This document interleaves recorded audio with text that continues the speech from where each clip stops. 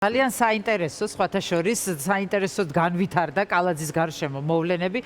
ერთ-ერთმა ოცნების დეპუტატმა თქვა, რომ სხვა მსურველებიც არიანო, მერე მდინარაძე გამოვიდა ასპარეზზე და ასეთი კანდიდატი არ არსებობსო, ასეთი რამ თქვა. შემდეგ არ ვიცი ნახეთ თუ არა ის ფოტო გაავრცელეს სილუეტი და ამ ორიდან ერთი ნუ კალაძეა ორივე, ამ ორიდან ერთ-ერთი იქნებაო. რა ხდება თქვენი აზრით? იმიტომ რომ არ ვიცი, აი ლევან ხაბეიშვილის ვერსია ნახეთ თუ არა, ლევან ხაბეიშვილი ძალიან საინტერესო რაღაცებს ამბობს ხოლმე და ამაზე თქვა, რომ რაღაცა 800 მილიონის დაბრუნებასთან დაკავშირებით მოკლედ შეთანხმება მიღწეულიაო და ალბათო კალაძეს დააყენებენ მერათო. აი თქვენ რას ფიქრობთ, რა განვითარება? პირდაპირ ღია ტექსტი იყო, მაგათ ეგეთ შეცდომა არ მოუშვებდა, ღია მოვიდო და ღია ტექსტი იყო, რომ შეიძლება კალაძე არ იყოსო. ეს ღია გზავნილი იყო, მე ეთყობა დაფაცურდა კალაძე. და არ ვიცი ხა მე ესე რაც არ ვიცი იმაზე თავს არ დავდებ 800 მილიონი ყოთვის, მაგრამ შეხედეთ როგორი გულისამრევი ამბავია. როგორ უნდა მოახერხო და რა ფულებზეა ლაპარაკი? აი რა ფულებზეა ლაპარაკი? ხალხს ლუკმაფურის ფულის უჭირს და გადახვეწილია ნახევარი საქართველოს მოხუცებს უვლის თელ ევროპაში და ამერიკაში და მექსიკიდან გადადიან და საიდან და ეს 300 მილიონი ერთმა 300 მილიონი და 800 მილიონის მოპარვა. წარმოგიდგენია 800 მილიონი როგორი წერება ის არ ვიცი. რამდენი უნდა იმამაძაღლო და იჩათალახო და იძაღლიშვილო კალაძე რო ხარ, რიჟვაძე რო ხარ და რავი ნებისმიერი დანარჩენი რომ ამდენი ფული მოიპარო, წარმოგიდგენია. იმიტოა დაქცეული როა ეს ქალაქი.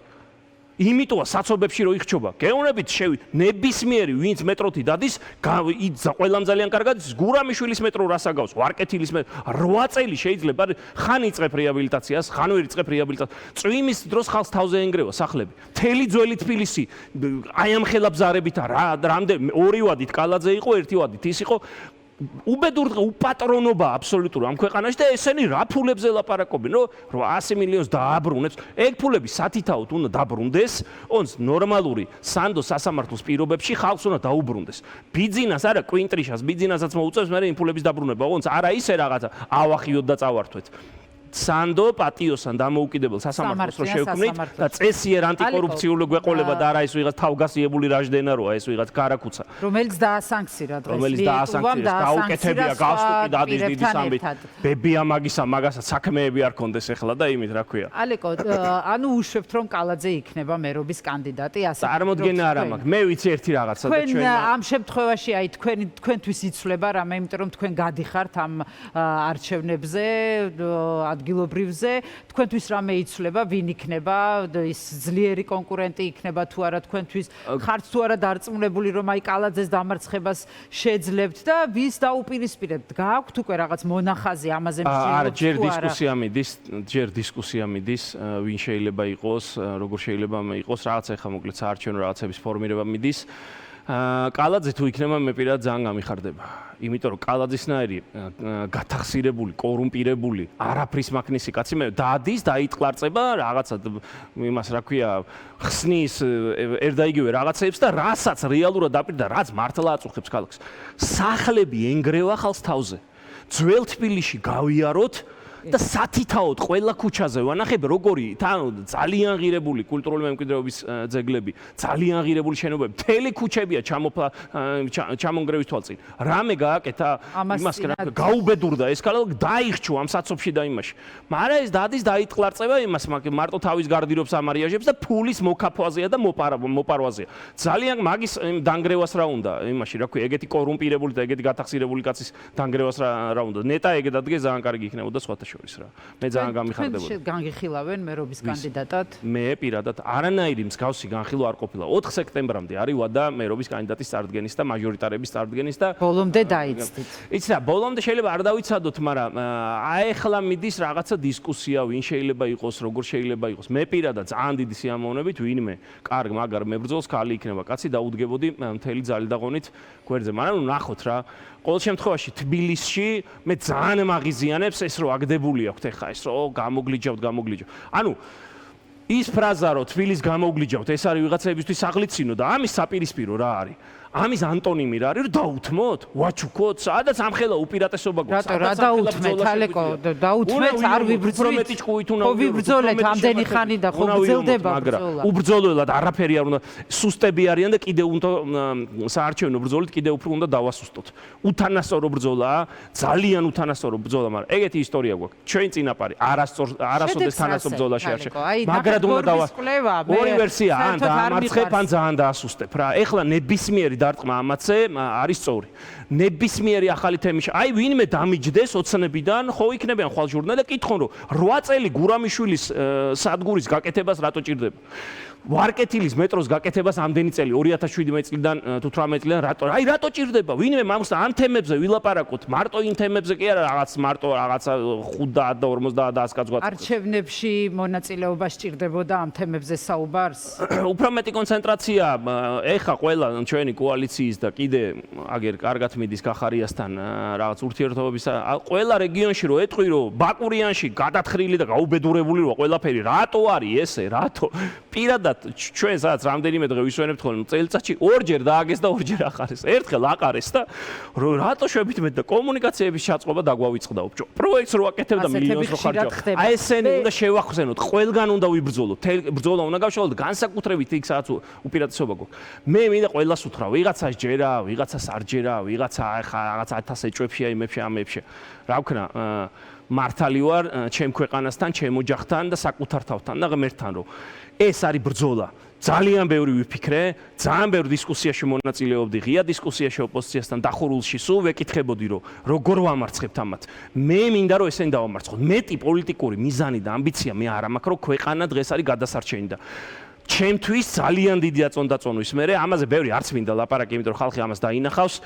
ბოიკოტი არის უმოქმედობა და არჩევნებში მონაწილეობა ძალიან უთანასწორო ბრძოლაში შესვლა არის ბრძოლა. მე აი მირჩევნია ბრძოლა. როგორც უნდა გაგვიგოს, ვინც უნდა ის გაგვიგოს და ვაჩვენებ კიდევაც რომ ვიბრძოლებ. ალეკო, ბოიკოტისტები და ისინი ფიქრობენ რომ ის არის რეალური ბრძოლა, რომ არჩევნებში მოსმენილი გაქვთ ეს არგუმენტები. არა ერთხელ მე არ დავიწყე. არ ჩერდებიან ჩვენი ლანძღვით და მე მინდა უპასუხო. არანაირი კრიტიკით არ ვპასუხობ.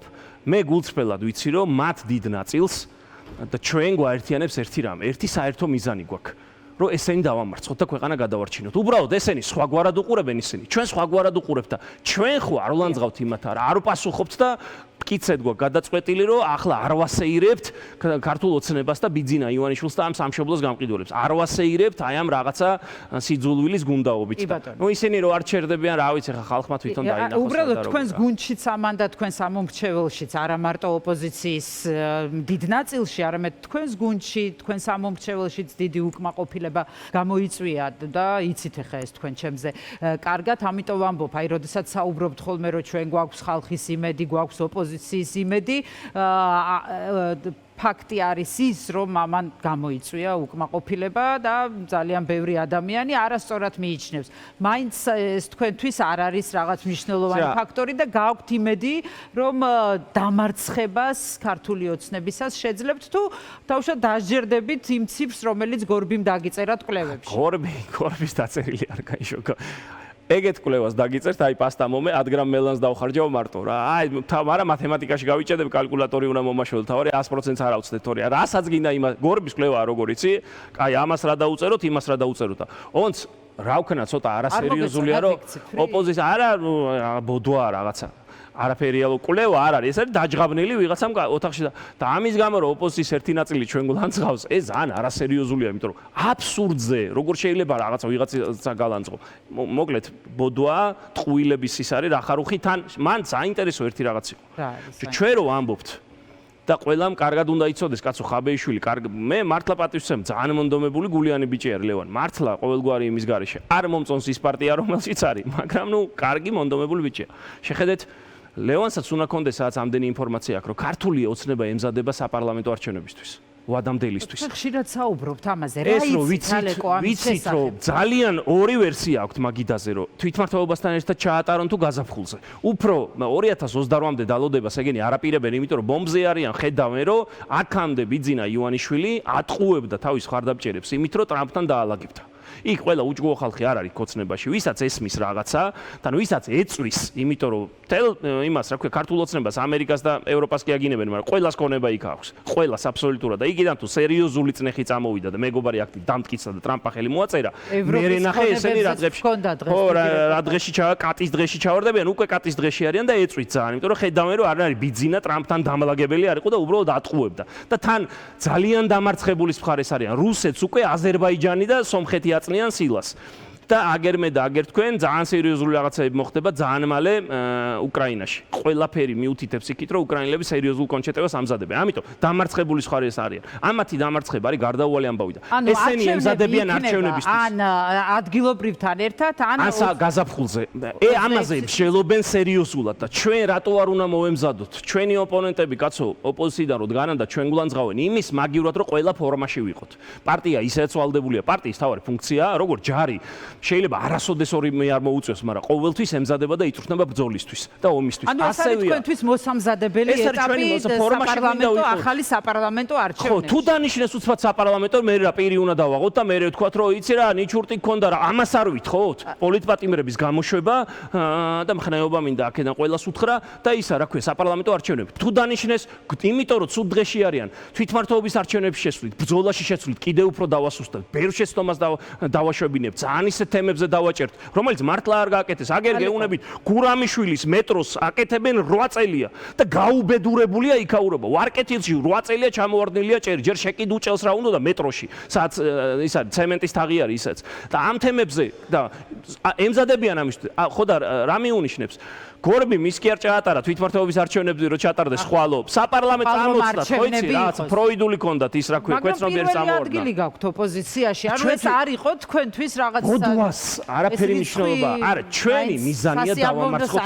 არა თარა ტყუილის არანაირი სიამოვნება იმ ტყუილის გამ რო ვიცი რომ დაჯღაბნილია სადღაც 5 წუთში დაწერეს ეგ ციფრები თავარია კალკულატორზე 100% დაესვათ ეგ არის თორე არანაირი ჩვენი მიზანია ჩვენი კოალიციის მიზანია დავამარცხოთ ქართული ოცნება.